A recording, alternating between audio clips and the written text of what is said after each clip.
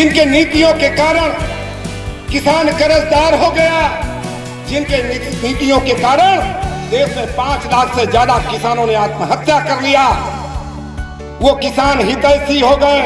और प्रदेश के यशस्वी मुख्यमंत्री जी ने पहली कैबिनेट में 86 लाख किसानों का 36,000 करोड़ रुपया माफ किया और हम लोग किसान विरोधी हो गए। जिसने आजाद भारत में किसानों को फूटी कौड़ी देने का काम नहीं किया, फूटी कौड़ी जिसने नहीं दिया वो किसान हितैषी हो गया। पिछले 2 सालों में देश के यशस्वी प्रधानमंत्री जी ने 10 करोड़ किसानों को 98,000 करोड़ रुपया सीधे उनके खाते में डाल दिया और हम किसान विरोधी हो गए। जब योगी और मोदी के सरकार में किसानों को लाठी के बदले खाद मिला तो हम किसान विरोधी हो गए। जिनके शासन काल में किसान उपज बेचने के लिए दर दर भटकता था वो किसान हितैषी हो गए। और जिस मुख्यमंत्री ने शपथ ली है कि भी किसी भी किसान का एक दाना नहीं बचेगा, सब खरीदा जाएगा, वो किसान विरोधी हो गए। कैसी विडंबना है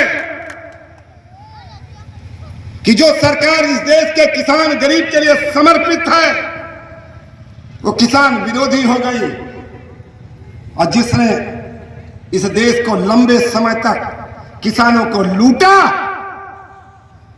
वो किसान हितैषी हो गए। 70 साल तक जिन लोगों ने किसानों को गुलाम बनाए रखा वो किसान हितैषी हो गए। और जिस सरकार ने, जिस प्रधानमंत्री ने, जिस मुख्यमंत्री ने किसानों को आजाद कर दिया कि जाओ तुम आजाद हो, जहां चाहो अपना उपज बेचो, जिस कीमत पे चाहो जाके बेचो, वो किसान विरोधी हो गए। आजाद भारत से 70 साल में जिन्होंने धान की कीमत 1325 रुपया तक पहुंचे वो किसान हितैषी हो गए। और 6.5 साल में हमने 550 रुपया बढ़ा के 1868 रुपया कर दिया तो हम किसान विरोधी हो गए। जिसने इस देश में स्वामीनाथन आयोग की रिपोर्ट को लागू नहीं किया,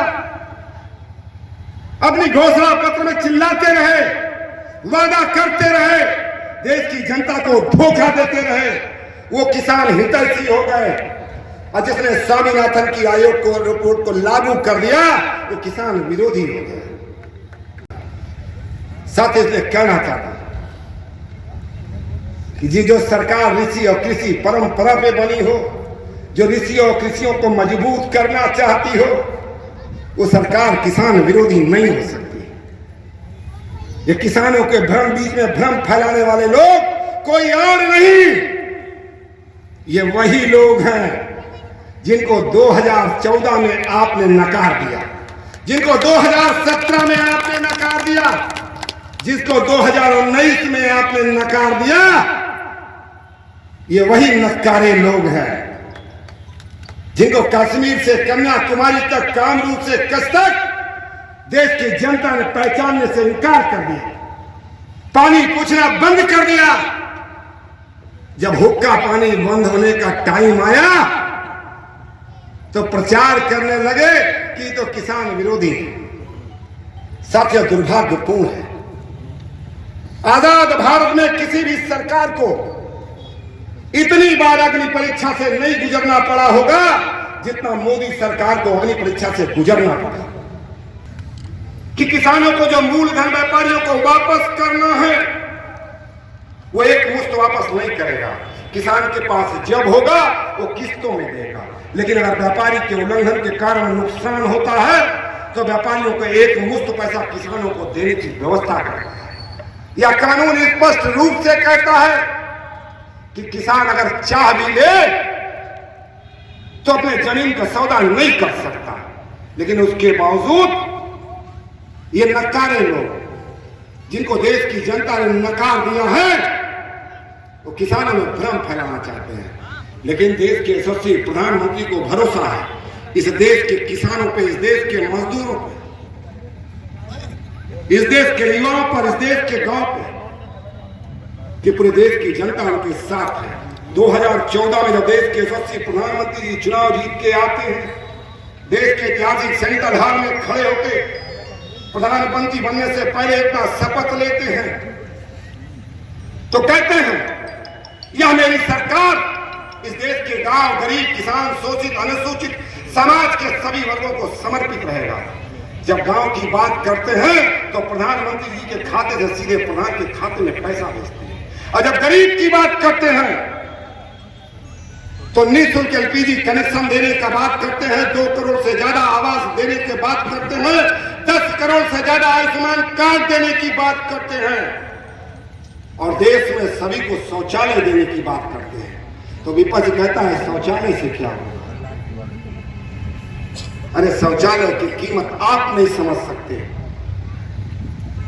जरा इस बीच में बैठे मेरी माताएं, बहनें, मेरी चाची से पूछ लो, जब पहली बार वो ब्याह करके अपने घर आई होगी, अपने ससुराल आई होगी, तो उसको ये चिंता नहीं रही होगी कि क्या खाने को मिलेगा, कहां सोने को मिलेगा, लेकिन उसके दिमाग में इस बात का तनाव रहा होगा कि अगर मुझको शौच लग जाए तो इस नए घर में, जब मैं जानती नहीं कौन मेरी सास है, कौन मेरी चाची है, कौन मेरी नानी है, कौन मेरी काकी है, कौन मेरी दौरानी है, कौन मेरी नंद है, मैं किससे कहूंगी? वो शर्म के मारे पेट दाब के बैठी रहती थी। अगर इस तनाव से किसी ने मुक्त किया तो देश के यशस्वी प्रधानमंत्री जी ने किया है। ऐसे नेता को नमन करते हैं, ऐसे नेता को प्रणाम करते हैं। और साथियों, हम में से सभी सामाजिक और राजनीतिक कार्यकर्ता, आपने स्वयं देखा होगा जब शाम को आप घर की तरफ, गांव की तरफ जाते हैं तो गांव के बाहर हमारी माताएं, बहनें शौच के लिए बैठी रहती थी, और जब गाड़ी की लाइट, गाड़ी की आवाज सुनाई पड़ती थी तो उठ के खड़ी हो जाती थी, और हम लोग इस शर्म के मारे अपनी गाड़ी की हेडलाइट झुका लेते थे। साथियों, मुझ जैसे व्यक्ति को उसमें अपनी लाइट नहीं झुकाते थे, बल्कि शर्म के मारे अपना सर झुकाते। इस सर्व हया से मुक्त करने वाले प्रधानमंत्री जी को हम लोग नमन करते हैं। इसलिए साथियों, मैं अंतिम बात कहते हुए, आपका नमन करते हुए और आपको इस बात का विश्वास दिलाते हुए कि जिस आशा और उम्मीद और विश्वास के साथ आपने देश की सबसे बड़ी पंचायत में मुझको भेजा है, मैं आपके साथ खड़ा हूं। मेरे घर का दरवाजा आपके लिए खुला है। मैं जानता हूं ये राजनीतिक बियाबान की धरती है, कुछ लोग खुल के यहाँ नहीं मिल सकते। खुल के आइए मेरे घर, आपका स्वागत है, अभिनंदन है, वंदन। लोगों का अगर पेट भरने का काम किसी ने किया तो इस देश के अन्नदाता ने किया है। ऐसे अन्नदाता को नमन करता हूं, प्रणाम करता हूं आपकी मेहनत की, कि आपने देश के 135 करोड़ लोगों को भूखा नहीं सोने दिया। इसलिए आप नमन के पात्र हैं, वंदन के पात्र हैं। तो इन भोले वाले किसानों का उपयोग करना शुरू किए।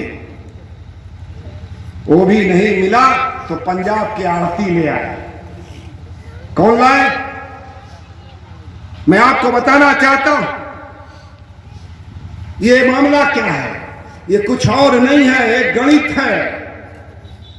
आपके यहां से व्यापारी अनाज खरीदता था और उससे पूछो कहां ले जाओगे, कह रहे भैया पंजाब ले जाएंगे, हरियाणा ले जाऊंगा। तो मेरे ये बात समझ में नहीं आई कि हरियाणा और पंजाब में क्या रखा है। तो बात ये समझ में आई कि यहाँ किसानों से कम दाम में खरीदो और वहां आड़तियों को बेचो, क्योंकि वहां की सरकारें सीधे किसानों से नहीं खरीदती, आड़तियों से 5% कमीशन पे खरीदती है। विषय ये है क्या कि व्यापारी आएगा, किसान की जमीन ले लेगा। साथियों, हम आप जानते हैं, हम छोटी जोत के लोग हैं, हम बाग बगीचा वाले लोग हैं। आज मैं लंबे अरसों से हम अपने खेत को छोटे व्यापारियों को देते आए हैं, बाग बगीचे को व्यापारियों को देते आए हैं, और जय साल के लिए देते हैं वो केवल उपज लेता है, क्या जमीन लेता है क्या? लेकिन भ्रम फैलाना है तो फैलाएंगे, झूठ फैलाना है तो फैलाएंगे। ये उसी तरह का झूठ है जिस तरह श्रीमती इंदिरा गांधी ने गरीबी हटाओ का नारा दिया, लंबे समय तक राज किया, गरीबी नहीं हटी। उसके 20 साल बाद उनके पूत सपूत राजीव गांधी आए, उन्होंने नारा दिया गरीबी हटाएंगे, गरीबी नहीं हटी। श्रीमती इंदिरा गांधी ने बैंकों का राष्ट्रीयकरण किया। जब देश के विपक्ष के देश के नेताओं ने यह जानना चाहा क्या बैंकों का राष्ट्रीयकरण कर रहे हैं, देश के खजाने से हजारों करोड़ लाखों करोड़ रुपए का भुगतान कर रहे हैं, ये किसके हित में है? तो उन्होंने कहा बैंकों का राष्ट्रीयकरण हम इसलिए करना चाहते हैं कि जिससे देश के किसानों को, देश के नौजवानों को, देश के मजदूरों को उनका हिस्सा दे सके। साथियों, मैं जानना चाहता हूं, जब देश के यशस्वी प्रधानमंत्री जी ने 2014 में बागडोर संभाली और प्रधानमंत्री जनधन खाता खोलना शुरू किया, तो आज तक 40 करोड़ लोगों का खाता नहीं खुला। जब देश के गरीबों का, नौजवानों का, किसानों का, मजदूरों का खाता तक नहीं खुला था, तो आपने बैंकों का राष्ट्रीयकरण किसके लिए किया था? आपने बैंकों का राष्ट्रीयकरण अपने स्विस बैंक को भरने के लिए किया था। ये वैसे ही झूठ अब किसानों में फैलाते हैं कि कानून से किसानों को, जमीन को व्यापारी ले लेगा, जबकि ये कानून स्पष्ट रूप से व्यवस्था करता है, स्पष्ट रूप से प्रोविजन करता है कि अगर किसानों और व्यापारियों में किसी प्रकार का मतभेद होता है और समझौते का उल्लंघन होता है और समझौते में गलती अगर किसान की है तो उस पर किसी प्रकार का जुर्माना नहीं लगाया जा सकता। अगर समझौते में उल्लंघन और गलती व्यापारी की पाई जाती है तो उस पर जुर्माना लगाने का प्रावधान है। ये कानून ये भी प्रोविजन करता है